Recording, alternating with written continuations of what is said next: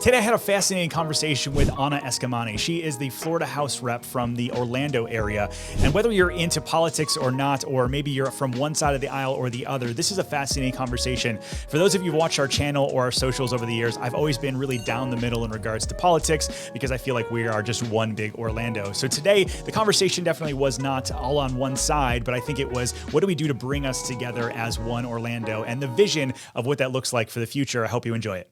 Where'd you come from? Tell us your background. I'm born and raised in the 407. In the 407. Yeah, but you can't even get a 407 anymore. Did you know this? I know it's that. 689. It's so tragic. It and is. I will never let go of my 407. Me either, yeah. Ever. But I grew up in East Orange County. Okay. So I don't know if folks know like the intersection of Colonial, like Pickett, way East Orlando, but that is where I grew up.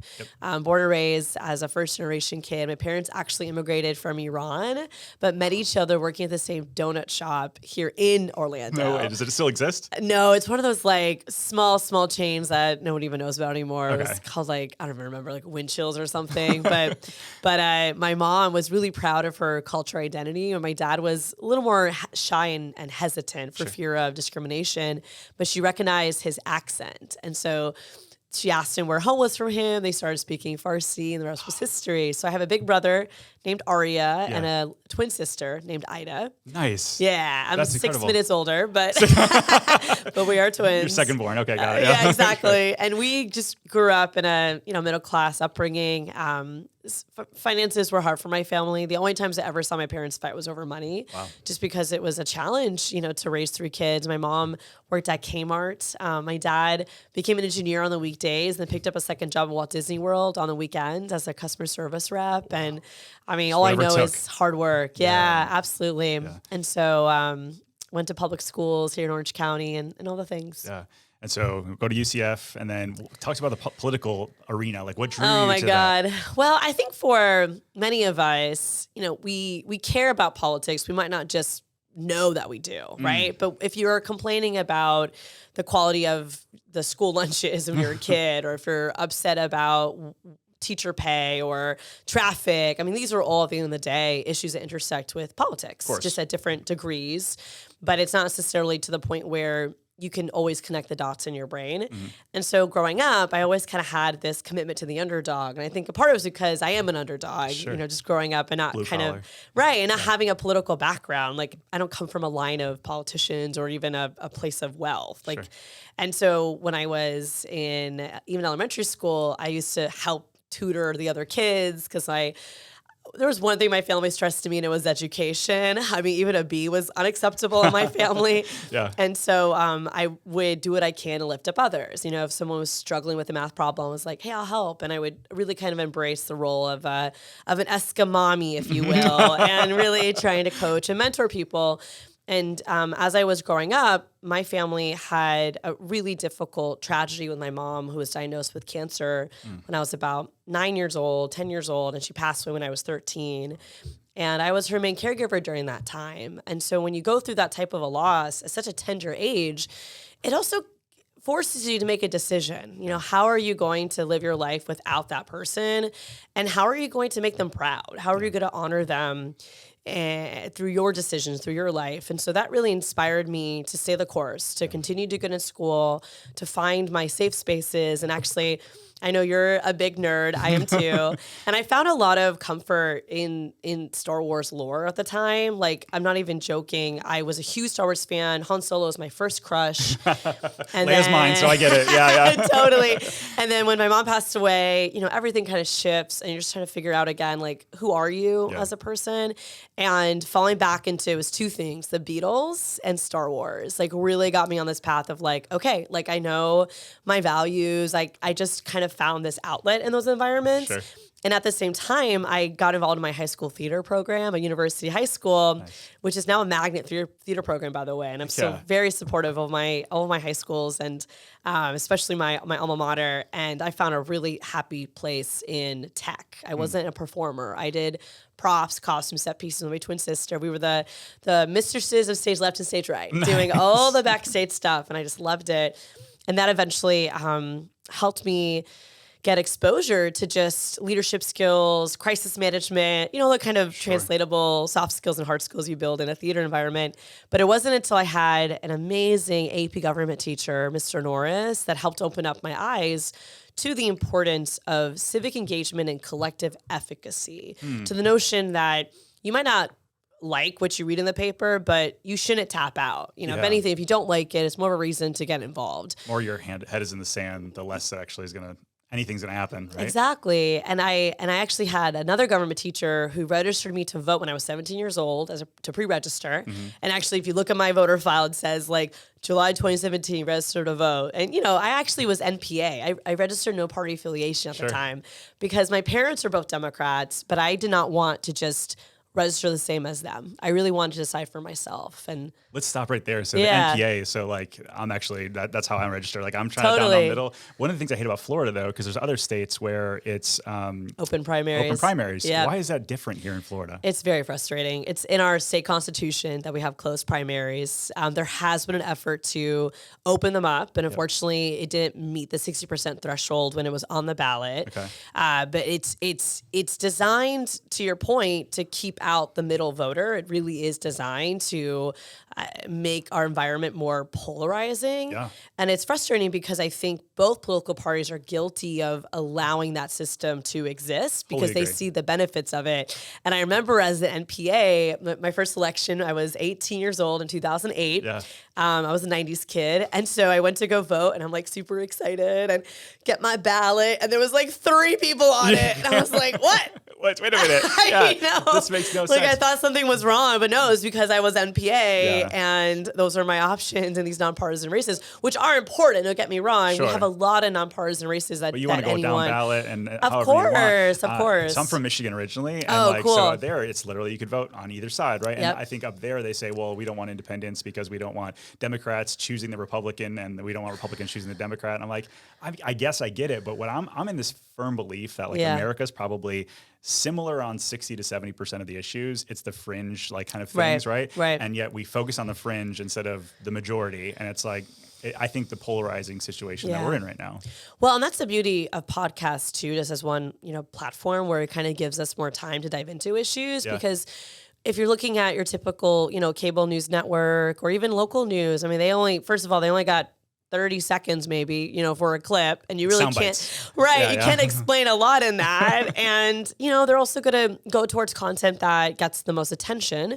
And just like with social media, that tends to be content that's very agitational. Sure. And I see this in my day to day. When I post something on my Instagram that is, nothing I post is generic, but if I post something that's just information or even positive news, it never gets the same traction as something that's terrible that's happened in Florida. Right. And so it gets frustrating because then you get into this depressive state and this state of rage and apathy. It's always going to be one of the two. Either you don't care enough or you're really angry about it and don't know what to do about it. And I really want to make sure we find hope in our day to day, but 100%. That content doesn't always reach people because of just the logarithms and, everything we know about social media where rage tends to sell more. So it's hard. It's all clickbait, and you think about you incentivize the wrong behaviors, unfortunately. Right, and you incentivize polarization. Correct. Yeah, which sucks. Yeah. So you're very active on social media. I see often you go live, and so talk to us about maybe the social media world and politics and how those blend together in 2024. For sure. So I'm actually a very late bloomer to social media. Really? Yeah. So I mentioned that I grew up in the 90s, right? I'm a millennial. I avoided MySpace. I never had a MySpace. What? You didn't have great friends? No? I never had a MySpace. I thought I was too cool for it. Remember, I was a theater kid, so my whole world was theater, and I didn't need a MySpace to do that. And at the time, Facebook was really just college kids. Correct. So, yeah. So I get to UCF in 2008, and I just avoided it completely. It wasn't until my twin sister and I got involved with different student organizations and leadership roles that we had to get a Facebook. And I did it really begrudgingly. But, we were the president and vice president of the Iranian student organization, and they had a Facebook group. And I was like, fine, okay. So I made a Facebook. And of course, now it's so essential to my day-to-day to be on social media. And I really do look at our platforms as an opportunity to build efficacy among our followers and to educate folks on the day-to-day of Florida politics. And I was actually thinking about this earlier because there's been, all the brat culture and brat memes and all this, kind of fun stuff happening right now. And I was reflecting on my friend network, right? Because each one of us have networks of friends that they exist in different parts of our lives, right? So you mentioned kind of isolated, right? And it's the best moments where you get to bring them together, and it's like my apolitical friends meet my political friends. And I was like, do I actually have friends who are not political? And I was thinking about that, and I do have friends who are not as political, but it's always funny when political news becomes pop culture level where they see it. Yeah. And we're seeing that right now in some of the memes, right, around what's happening nationally and stuff. And so I see social media as that connector. Like when a non-political person can see something that we've shared in their feed and care, like then I'm like, okay, we're doing our job, right? Because I do think that the personal is political. As I mentioned earlier, I think every part of one's life intersects with politics, but it doesn't always feel that way. And also I think folks, they turn off from it, whether because it's polarizing and it's just overwhelming, or it's just too complicated that becomes overwhelming. So we try to use our social media platforms just to break it down, make it tangible, make it fun and accessible. And so I do these weekly lives. I've been doing those since COVID days. Shut up. Yeah, I started them during 2020 because we were getting inundated with emails about the unemployment system alongside many other issues, but that was the most common. I would do all-nighters with my inbox. And I had this idea, and I was like, you know what, if we hosted like consistent lives, maybe I could help reduce the inbox traffic by answering people's questions, because if a lot of the questions were similar. So I was like, if I can just answer 10 of the same questions at the same time, honey, I was wrong. It just led to more emails because then people were like, oh, she's so helpful. Let me email her more. And it's kind of like a this cake. Bus driver looked at me funny. I'm going to let Anna know. Let me tell you, it's like a cake eating contest, but the award is more cake. You know what I mean? And so, but it was still a great platform to talk to people. Sure. And so we just kept doing it. So it's been four years now. So prior to that, what was the mechanism if people wanted to get a hold of you? Was email, and then could they just come? Did you have office hours or people? Everything? Yeah. So I mean, every state legislature is different. So our in the Florida, we do have 2 full-time staffers, and so our office is open 9 to 5. We get walk-ups all the time. We're always getting phone calls, always getting emails. But I've always used social media as that connector too. I definitely think since COVID, a lot of us have added to our usage of these platforms. And, now we live between Zoom world and real world all the time. And I'm so happy we're in real life. But, a lot of podcasts I do are in Zoom and it's just super common now. And oftentimes I find myself having to exist between these 2 worlds of I got to do a Zoom out of my car, but then I'll be in this venue, right? And so that is the constant norm now. But prior to COVID, we were definitely still utilizing all these platforms. I mean, I would say that especially my very first campaign, Instagram was such an important avenue for us to reach younger voters. Oh, yeah. And to this day, we are on TikTok as well. And so we try to show up where people are. At the end of the day, that's how you reach people, right? Is meeting them where they're at, belly to belly, or in this case, iPhone to Android, and just making sure we're available in a level you're comfortable with. Yeah, that makes sense.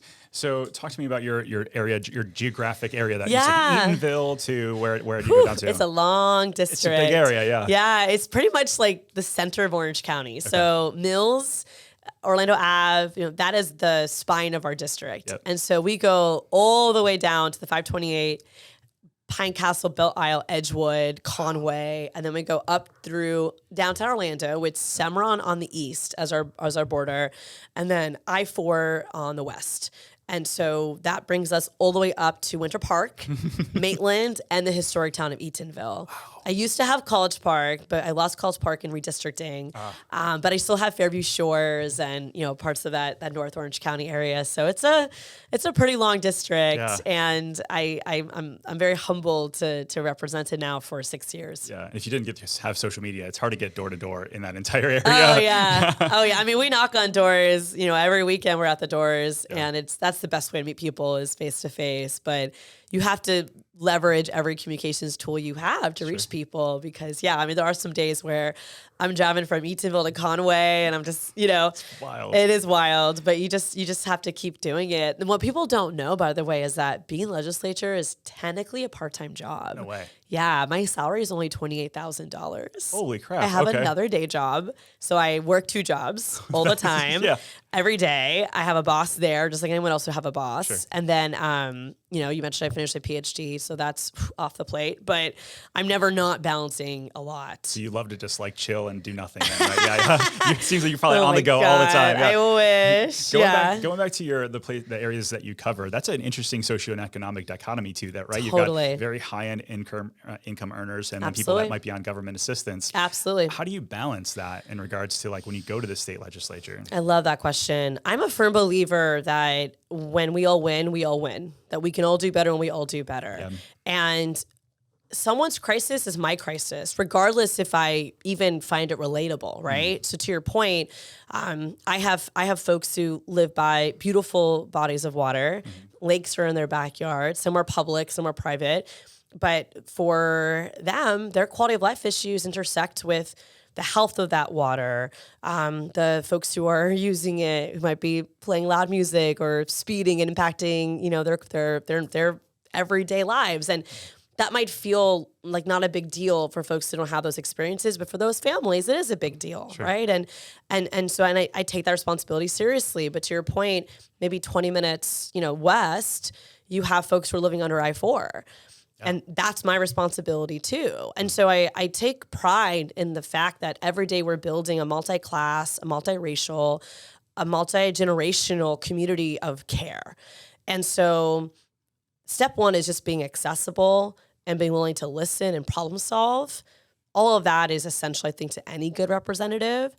And then also going to Tallahassee to champion all of these issues means that you are leaning on the experts in your community. Sure. So when I have a bill before me about a topic, maybe it's not something I ever, grew up learning about, I will reach out to my constituents who I know this has impacted them, get their opinion on the legislation, get their ideas, and then be able to ask the bill sponsor, hey, I spoke to my constituents, they have questions about this. And that's the collaborative nature that is often referred to as co-governance. So it is my responsibility to be the facilitator, but that also means that I'm facilitating your perspectives and your needs. Yeah. Now I will say when it comes to some of the budget requests we prioritize, we try really hard to have constituents in particular lead that conversation. So for example, we were able to secure $1 million, not this session, but last session for Homelessness Services Network, HSN. And it was needed in our area. 100%. Yeah. And this was a federal grant. So every dollar they got $4 in federal support. Yep. And so we worked across the aisle to get this money in the budget. And that's an issue where everyone benefits. Even if you've never been homeless before, the impact of someone who is homeless in your community, it's a ripple effect. 100%. And so there are really important issues that everyone benefits from that we tried to identify. I mentioned water quality. So we were able to secure $1.8 million for Lock Haven Chain of Lakes and them doing water testing. And again, we worked across the aisle to make that happen. So the good news is that even if you don't hear about it, there are these really fantastic bipartisan moments in the legislature where we're championing issues that every person benefits from, regardless of their economic status. And it would be wild because if we focused on that stuff that was happening, go figure, right? But you said the algorithms are like, I know. wait, it would be so different. Yeah. But I mean, to be very candid with you, it can be frustrating because I feel like human nature is, at least on social media, it's like driven towards negativity too. And I'll give you an example. So one of the other bills that I prioritized for 5 years until it got passed was to eliminate Florida's tax on diapers and adult incontinence products. So Florida obviously does not have an income tax. It's one reason why people love coming to Florida. Sure. To make up for that difference though, right? Because we don't have that source of revenue, we're very reliant on sales tax. And so sales tax generates upwards of $42-43 billion in general revenue for the state of Florida. About 15% of that, 1.5, is from tourism. So we're paying the bulk of that revenue in the items that we purchase. Huge, yeah. It's huge. And so Florida is actually known to have a more regressive tax system because our reliance on use tax and sales tax means that for someone who makes less, more of a ratio of your annual income, more goes to taxation, those who make more. And so you have to find ways to make the tax system less regressive. And part of that is consumer tax breaks on essential items. And I would argue that diapers are essential. Essential, yeah. Right. Not luxury, not Yeah, buying yeah. diapers for fun. Yeah. And so we worked on this policy, and we finally got it done last year. So now in Florida, when you buy diapers, there is no tax associated with it. That's great. And I posted about it on social media, and I thanked the Republican chair that worked with me on it, because I'm the ranking member of Ways and Means. I navigate legislature that is super majority Republican. I cannot get anything done unless I'm working across the aisle. Yeah. Now, it doesn't mean we're going to not fight like hell on the issues that we care about, like reproductive rights and LGBTQ plus equality. Like we're gonna be aggro on those issues. Yeah. But I have to be able to shake that person's hand, after a debate and say, hey, can you also hear this bill on this issue, right? Together, yeah. And so most folks were really excited about our success, but some folks were also like, oh, don't thank that Republican, XYZ. And I'm just like, they're Floridians as well, and we're all Floridian too. And it's stressful because it's like you want me to get things done, but then you don't want me to talk to the opposing party, and it's like neither one is possible without each other. You know what I mean? And so, I try really hard to educate that through my platforms. But at the end of the day, you can build bridges while still hold people and corporations accountable, and you can do it in a very respectful way, but it is your choice to be respectful. And that's, I think, the distinction between how I operate and how I see others sometimes lead. And I feel like we have this really sweet spot where we can lead with grit and grace to build those relationships and get things done, while also never sacrifice our values. Yeah. So thinking about Florida for all or an Orlando for all, that kind of thing. Yeah. Like what are your pictures going? Like, what do you feel like Orlando and or Florida should be? Let's start with Orlando, because that's what people are watching for. Yeah. What should we be known for? Oh, I love this question. So there's a reason why I never left Orlando. Yeah. Right? I mean, there are so many other opportunities many of us have in front of us, and I've always decided to stay in Florida and stay in Orlando. I went to UCF for my undergrad, my graduate. I actually applied to multiple universities for my PhD in other states, but I decided to stay in Orlando. And so there was a reason for that. And I feel like, first of all, Orlando has given my family so much. For an immigrant family to have the opportunities that we've been given, despite our loss of losing my mom, the community has always wrapped its arms around me and the people that I care about. And so I think I owe a lot to Orlando because of that. But I also see Orlando as a young town that is still malleable. Yeah. Like young leaders have the opportunity to shape Orlando's future. You can't say that about every city in America and even every city in Florida. There's a lot of just kind of ingrained political dynamics and political names that you just can't shake it, right? Yeah. I mean, Miami is like the perfect example of that. And so I see Orlando as so malleable, where young people can set the trajectory. We're a scrappy town. We're a town that, sits between this nexus of like small town vibes with huge growth. And so, part of that struggle is how do we maintain the small town vibes still, right? How do we make it feel still accessible and local, affordable to people? And so I see us as a welcoming community. I see us as a creative and scrappy community. But I think more above all else, that we're malleable, that we can still shape and decide that future. And I want to be a part of that decision making. That's so cool. We're doing we're pioneering a study with it's what builds community. And so we've got research studies, people way smarter than me doing all of this that we've employed. And the idea is like, what does Orlando uniquely have?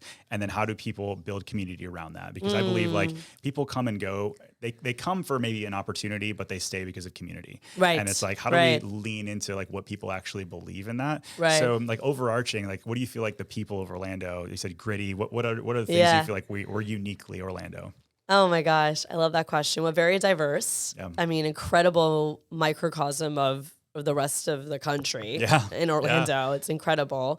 And I will say that the people bring so many incredible stories to our community. We're storytellers, but I think we do a disservice in not investing in the infrastructure to support that diversity. And I mean, part of that is lack of transportation options, affordability, pedestrian safety, and where does that come from? Like the transportation thing, because that's the number one thing that we get. Oh people yeah, are reaching out is like, we wish we had more bike lanes and more 100%. trains, and I'm like, well, those are really expensive, and that's something we need. So where do you find that? Well, it's funny you say that. This morning I was meeting up with a friend, and he was like, okay, I'll ride to you and I'll pick you up. And I was like, okay, I guess he has a car. And he rode up in one of those double bikes and was like, hop in. I was like, okay. Let's go. Yeah. I hopped on a tandem bike and we biked all around Orlando this morning. I did not have a helmet on, which was a terrible role model. But it was also really dangerous because we rode down Mills and there are no bike lines in Mills, right? And so, I mean, for my cyclists out there, y'all know it. But for those of us that don't always get on our bikes, like you take it for granted, like just lack of safety options. But with that said, like every issue, it's complicated. But you mentioned cost, and that's the biggest barrier we have right now is cost. So every medium of transportation will intersect with a level of government. And part of it also is determined by the jurisdiction of the road itself. Sure. So this is where it gets a little complicated. Especially because of Orlando. You got some things run by the city, some things run by the county. And by the state. And by the state. And by the state. So, for example, Robinson Street has a corridor that's actually a state road. But it intersects right through very diverse parts of Orlando, which have changed over the past decades. You know, all the way west Robinson, where it hits OBT, you have more industrial type of businesses, like mechanics, that kind of stuff. You have government buildings, you have residential, you have Lake Eola, you have more residential, then you have small businesses, and then you have the executive airport. Yeah. And so that corridor is a requirement for many different types of users, including pedestrians. And so this is a state project that's taken years to get ready and to get off just because of the community perspectives and feedbacks and workshops. And so now that project is underway, but it's going to be a 2-3 year project, and it's been worked on for a decade before. Yeah. So like think about like I-4 and all the new stuff going on. They're like, oh yeah, this has been working on for a decade, and we've got another decade to go. We'll need more. And by the time it's finished, I mean, the first thought I have is like we can't just keep building roads out of this. Yeah. You need to carry people in different ways. Yep. And public transportation is the answer. The challenge with Sunrail, as I think the most relatable example for many of us, is there's no dedicated source of transportation funding in our community. And unpack that for me. So if you look at Orlando's budget, or if you look at Orange County's budget, there isn't a stream of revenue coming in that goes to transportation. So basically, it's just ticket sales and that's it. Correct. Yeah. And general revenue. So you're going to look at your general revenue. You're going to look at, so for folks who don't know budget lingo, right? So when I say general revenue, that refers to kind of loose, flexible money. So some money that comes into a county coffer, city coffer, or state coffer, it's flexible where the elected officials and the bureaucrats, right, can help allocate it to different issues. But a lot of funding that comes into any government is restricted. And so this is what the penny sales tax was going to be. So Orange County Mayor Jerry Demings was trying to shepherd through a penny sales tax that would have been a transportation sales tax, which means they have to use it for that. Exactly. Yeah. And there was a lot of debate over how specific you can and can't be with that type of revenue generator. But the whole point of that was to say, there's new revenue coming in and it has to be spent on transportation. And that would have been a dedicated source of funding. Yeah, and that got voted down. It got voted down. It's going to be back, right? Mayor Jerry Demings wants to try it again. Yeah. And it's a hard ask for people because it was also coming at a time of very high inflation. And if you remember that cycle, Orange County voters did not approve the penny sales tax, but they approved rent stabilization because the rent is very high. And so you can kind of get a feel for where the voters are at. You know, they don't want to pay more right now. They need help. So you have to meet people, again, where they're at and what their issues are. But that's the challenge is for Sunrail in particular, it's not a question of capital expenses. Because when you build out the railway, right now the Orlando Airport has a train station for Sunrail. Yeah. Like it's ready to go, but there is no track that leads it to there.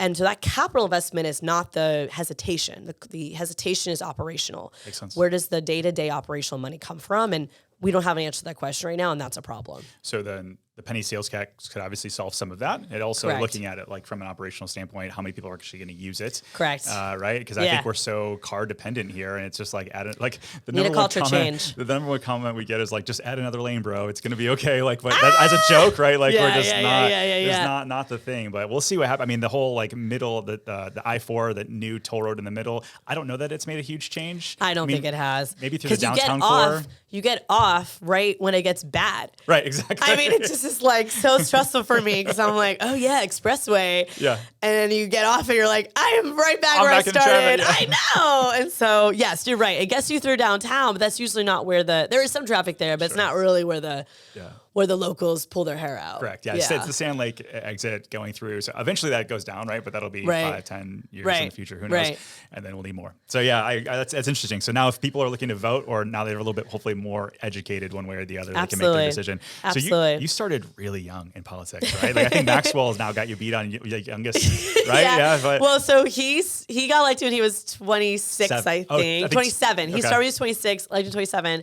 I started when I was 27. I got elected when I was 28. But obviously, we're totally different levels of government, right? Totally, yeah, so, like, I do not envy him at all. But fully supported him. And candidly, I have never, ever wanted to go to Congress. I think a lot of folks assume, like, that's your next step, right? And I'm like, have you seen Congress? Like, it's a total mess. It is. But I'm also just a local girl. Like, I really do prefer, like, the local work. I think it's more tangible. I think you can kind of see your progress more. And I love being able to, like, ride my bike around town and see people and check in on them. With the helmet. Yes, with the helmet. With the helmet. But I love the ability to do that. And you really, when you're in Congress all the time, it's just different. It's a different vibe. So you're running, obviously, for re-election later this year. I am. Well, November. Whew. Yeah. What's after that? I hear rumors all over, and people are like, "What's the rumor?" Either I think it's either Orlando City Mayor or something with the counter. Do you have anywhere you're leaning? Yeah, I am. Well, I want to be really candid. Like, I have to get through November, right? I have an opponent, like, full speed ahead. We gotta do this thing. But to your point, we have term limits, and so this is my last election for the state legislature. I did not run for the state senate. I abdicated opportunity to my work husband, Carlos Guillermo Smith, who won uncontested. So he'll be the new state senator for City of Orlando. Goes all the way to UCF, Lake Nona. Very, very excited for him.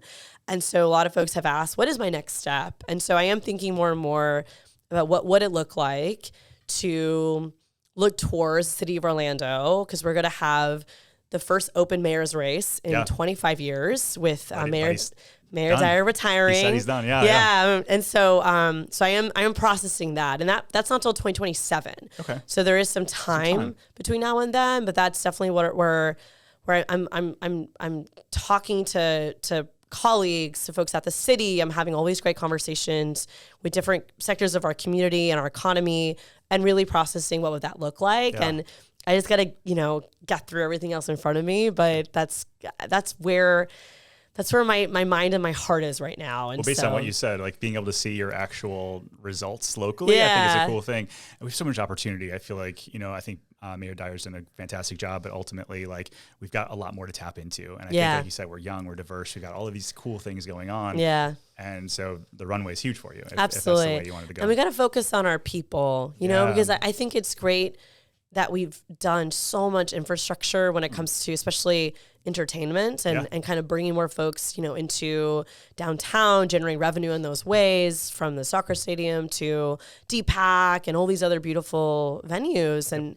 But at the same time, everyday people have a lot of concerns about affordability. Number one. The biggest one right now. And public safety too, which I think they're tied together at times, because unfortunately crime is often connected to poverty. Yeah. And so if you can address poverty and really help ensure that we reduce our rate of homelessness, then you also will see an increase in public safety. And so we have to champion these issues. And part of that requires kind of looking inward versus always thinking about, the venues and the entertainment factor. What can we do to support small businesses, right? Versus larger venues. That's something I'm passionate about. Yeah, and our small businesses are really struggling right now, especially downtown. So is that part? So the downtown area is interesting to me, because I feel like the core down there, they're trying to make a little bit of a shift from to more family friendly, right? Which you're gonna have a lot of. They're picking winners and losers, unfortunately, right? Or fortunately, we'll see. Time will tell, right? But it's like, hey, we used to be this as downtown. This is what we feel like would be best for everyone. So it's going to be short-term pain for hopefully long-term gain. I don't know. Time will tell. I really wish there was more. I mean, I've spoken to so many of our bars and clubs downtown going through tough times and the debates happening in City Hall.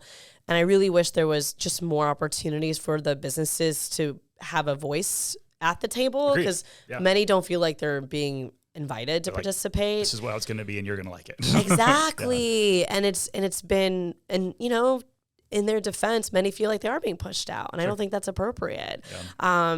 I agree that we need to diversify downtown, but you know, one reason why we have so many bars versus, you know, retail is just the cost of the commercial leases. It's expensive, and the only way to pay the bills is to, you know, have a liquor license. I mean, we know for many of our restaurants, they don't necessarily make money off the food; they make money through alcohol sales. Yeah. And so when you know that, when you understand that business model, then you have to ask yourself, well, what can we do to help that business model shift? Sure. What can we do? Because I have no doubt that many of our businesses would like to do other things, but they also have to pay their employees and pay their bills. And so actually make a profit. Go figure. Yeah, absolutely. It's interesting when I think about the change of downtown, though, because I think there's so many people right around there that could easily service the downtown core. Right. And if you think about somebody that's living in maybe the Paramore area or just really anywhere in the downtown area, if they have to go travel 40 minutes for a theme park job to make less, it's like now you've got the cost of transportation, you're making less, but what if I could be there a mile away? Yeah. Take my bike, take my whatever. Totally. I feel like that to me seems like a really good opportunity. Should we shift in a positive direction? So what you're speaking to, right, are often called community benefit agreements. Mm-hmm. And so other cities do this where they say, okay, you can receive this incentive or maybe this tax abatement or something, right, to incentivize a private actor to participate in a program. And part of that agreement can be you'll hire locally. Yeah. And the legislature has actually tried to preempt some of these efforts and some of these programs, which is really frustrating. Preemption, for those who know what that means, when the state of Florida comes in and says, well, we're not going to allow local government to set that ordinance or set that rule. Why would they Only do that? The state. Well, great question, because a corporation doesn't want to lobby every local government to decide in their favor. So some very common examples most recently include heat stress. Mm-hmm. So now local governments cannot set protections for outdoor workers. You can't require a business provides water, shade, or bathroom breaks. The state of Florida has preempted that. Meaning so you can't do this. You cannot do it locally. And of course, the state of Florida isn't going to do it. They're just going to say that you can't, but they're not going to set their own standards. Now, OSHA has stepped in and said, okay, well, we'll work to set our own rules. So maybe OSHA can be that protector for us because of large corporations that lobby the state legislature. They see it as impacting the costs of their business, so they don't want to do it. Mm-hmm. And there's many examples of preemption. There's been preemption on issues like plastic bag usage. So if a local government wanted to say private businesses in our city cannot use plastic bags, you have to stop using single-use plastic in different ways. Publix lobbied the legislature, so this is before I got elected, and said, we don't want local governments to set these restrictions. And so Publix got a bill passed, and now you cannot preempt single-use plastic in any private sector. Interesting. The government can still do it. So for example, if you host an event at a public venue, they can say, hey, we want you to use reusable items or paper, compostables, but no private actor can be regulated in that way. So preemption is a very common tactic that larger businesses will utilize to just prevent local governments from doing their own thing. And it does tie our hands a little bit because then we have these complex problems we want to help solve. And, you know, we basically can't because the state said you can't. Interesting. So I look at like, I know Travel and Leisure just got a deal downtown, right? They're going to bring like 1,000 people downtown. And part of that was like, you move here to create jobs, we'll give you some funding to back it, right? And so is that, I know like, you look at cities like Austin and Dallas and Charlotte, they're giving massive incentives to draw in more jobs. Yep. Is that just something in Florida we're not able to do as much then? So you can do incentives, but there are limitations to what you can require in the incentive package. Okay. But incentives are very common in Florida. And of course, you're referencing the downtown Orlando CRA and one of their incentive programs. Now, for example, I often will criticize some of these incentives, I will say, because I don't think there's always a clear long-term community benefit. And I'll give you one example. The deal with the Orlando Magic to build a downtown entertainment complex. Yep. So I think it's a really good plan. I mean, in the day, every major metropolitan has their convention center in their downtown.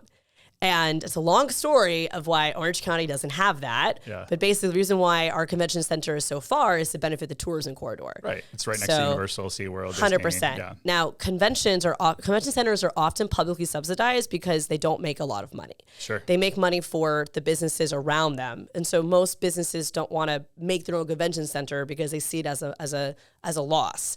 So they benefit when public dollars are spent to build this infrastructure, because then the hotel stays and all that kind of stuff, right? Yeah. And so with that said, it's not uncommon for government to build convention centers and maintain them, but it is uncommon when they're really, really far from the downtown corridor.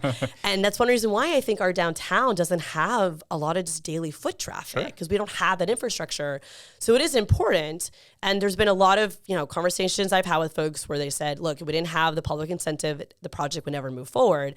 My only response to that is, then let's make sure the public benefits more. The affordable housing crisis is huge in our community, and the apartments they're going to be building, only 7 of them are going to be affordable out of like 200 some units.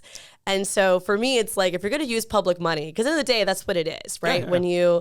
When you give a tax break, that's silent spending. We're basically saying we're not going to get that revenue in. We're going to give that money back to you.